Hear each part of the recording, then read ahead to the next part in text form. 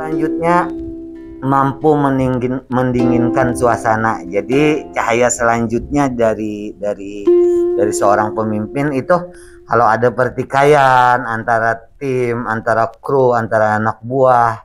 Nah, jadi kita mampu mendinginkan. Atau di permasalahan di luar pun kalau sifatnya pertikaian atau apapun yang akibatnya kurang bagus, kita harus juga mampu mendinginkan permasalahan itu. Jangan memperkeruh masalah atau mengadu domba, jangan. Ini mampu mendinginkan. Apalagi di tim kita lebih ke bawah, di masyarakat mungkin ada pertikaian antar warga atau antar suku. Kita seorang pemimpin besar bisa mendinginkan dan mendamaikan. Nah, itu jadi intinya mendinginkan suasana permasalahan. Jangan sampai permasalahan itu meledak dan membesar. Kita mampu mendinginkan apa-apa yang di bawah kita lah yang utamanya. Nah, seorang pemimpin.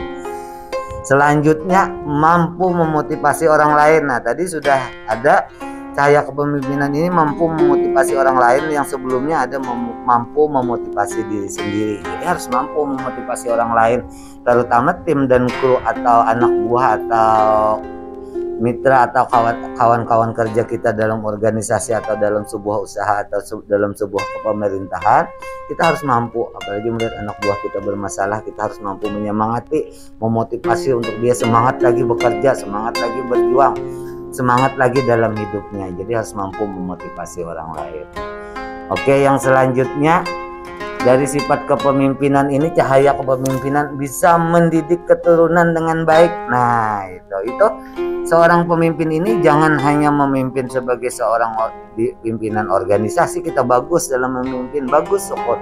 Di dalam kepemerintahan bagus, syukur. Tapi kita harus mampu mencerminkan bahwa kalau kita punya anak keturunan, kita harus mampu mendidik anak-anak kita juga menjadi orang-orang yang berhasil seperti kita. Jangan hanya mendidik orang lain, fokus ke organisasi atau fokus ke usaha, anak keturunan kita terbengkalai, tidak terurus. Jangan. Ini harus mampu seorang pemimpin juga mendidik anak keturunannya. Nah, selanjutnya menjaga diri sendiri dengan baik. Nah, ini mampu menjaga diri sendiri ini yang penting juga. Di setiap saat kita harus mampu menjaga diri sendiri, diri kita lah dengan baik, dengan dalam segala hal apapun, melindungi diri kita. Tidak sekadar menjaga orang lain, kita harus menjaga kesehatan kita, menjaga pola tidur kita, menjaga apapun. Kita harus bisa tentang diri kita sendiri agar kita berumur panjang, agar kita sehat, agar kita bisa meneruskan kepemimpinan kita, agar kita bisa terus belajar sampai di hari tua kita nanti. Nah, itu jadi harus menjaga diri sendiri dalam segala hal, menjaga pola tidur, menjaga pergaulan dan lain sebagainya. Nah, itu selanjutnya cerdik dan pintar.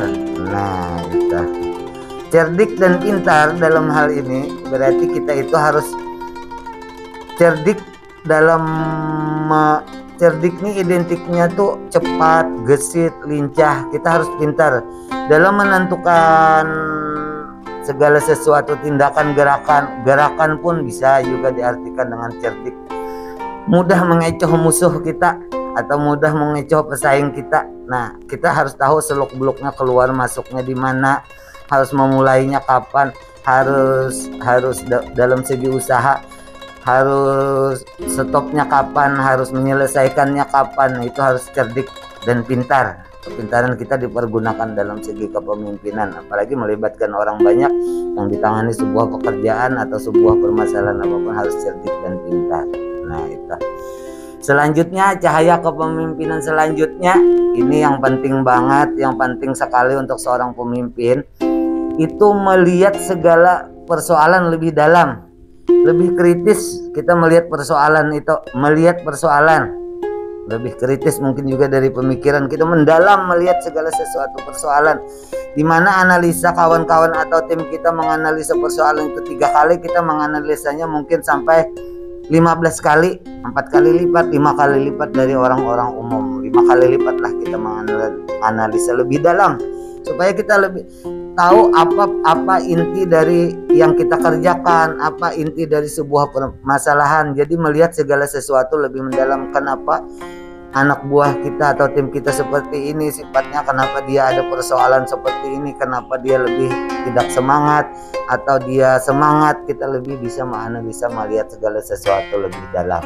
Nah, kita memasuki ke cahaya selanjutnya, yaitu jangan terlalu banyak rencana. Nah, itu seorang pemimpin, kita bukan seorang penghayal atau orang yang tidak ada kerjaan. Jadi memang kalau memang kita mengutarakan segala sesuatu ke tim kita, ke anak buah kita atau ke kru kita, kita benar-benar kalau bentuknya pekerjaan itu kita kerjakan. Jangan menghayal, mengiming-imingi segala sesuatu, nanti fokus kerja atau realita berpikir tim kita tidak bagus. Menghayalnya terkadang tidak realita. Kalau sesuatu pekerjaan memang dimulai dari pikiran, tapi dilakukan tindakan itu bukan sebuah hayalan, ada realisasi kerjanya. Kalau cuma sekedar ingin itu, ingin ini, kepengen itu, kada ada tindakannya, nggak ada buktinya, itu susah. Jangan terlalu banyak rencana. Rencana itu yang benar-benar dilaksanakan. Jadi tidak buang-buang waktu, tidak buang-buang kita pembicaraan kepada tim kita. Nanti kita dianggap pembual kalau terlalu banyak rencana. Nah, itu selanjutnya, cahaya selanjutnya kepemimpinan adalah orang yang memiliki perencanaan yang rapi. Nah, ketika dia mengutarakan segala sesuatu ke tim dia punya sudah perencanaan, agenda-agendanya, susunan-susunannya, targetnya, apa segala sesuatu itu rapi dia susun, baru dia melempar ke orang lain. Jadi perencanaannya itu memang rapi, cara kerjanya dalam membangun sebuah pekerjaan, seperti apa langkahnya, apa yang dikerjakan, visi dan misinya. Jadi mendetail, rapi sekali dalam segi seorang pemimpin. Jangan kita memberi pekerjaan atau merencanakan sesuatu yang simpang siur, belum jelas. Nah, jangan. Itu kesulitan nanti tim kita untuk melaksanakannya. Selanjutnya, memiliki pola hidup yang jelas. Jadi seorang pemimpin itu, cahaya selanjutnya dia punya pola hidup. Pola hidup itu memang ada pola hidupnya itu terpola lah, menjadi sebuah kebiasaan seperti bangun pagi, contoh pola kehidupan seperti makan jam sekian, seperti tidur jam sekian, itu pola hidup. Nah, jadi membentuk jiwa yang sehat. Jadi itu bisa jadi contoh juga buat tim-tim kita di bawah kita yang mengikuti kita. Kita punya pola hidup yang senantiasa kita kerjakan secara konsisten terus-menerus, yang sekian lama akhirnya menjadi sebuah pola kehidupan kita. Nah, itu pola hidup. Seorang pemimpin mempunyai pola hidup juga. Jangan seorang pemimpin tidurnya tidak jelas jamnya, bangunnya tidak jelas, itu menyiratkan satu contoh yang kurang bagus. Kadang-kadang tim kita atau kru kita atau orang-orang di bawah kita menyelidiki kehidupan kita lebih sampai ke kehidupan kita sehari-hari di rumah. Jadi kita mempunyai pola-pola hidup, hobi membaca, nah atau segala macam itu kita benar-benar kita pertahankan. Hobi menulis. Yang selanjutnya, berani menanggung risiko. Nah, seorang pemimpin cahaya selanjutnya adalah orang yang berani menanggung risiko. Jangan takut menanggung risiko, karena kita harus pelajari secepatnya. Kalau kita anti dengan risiko, berarti anti dengan sebuah pekerjaan yang besar, karena pekerjaan yang besar risikonya pasti besar. Bagaimana kita menghidupi sebuah organisasi atau rumah tangga atau sebuah pemerintahan yang besar yang banyak sekali melibatkan manusia, kalau pemimpinnya anti sekali dengan risiko-risiko, apalagi dengan risiko-risiko yang besar. Main aman, biasanya kalau main aman tuh kehidupannya terlalu minim, akhirnya penghasilan selalu minim, sedangkan kita bertanggung jawab untuk orang-orang yang banyak. Jadi harus berani mengambil risiko.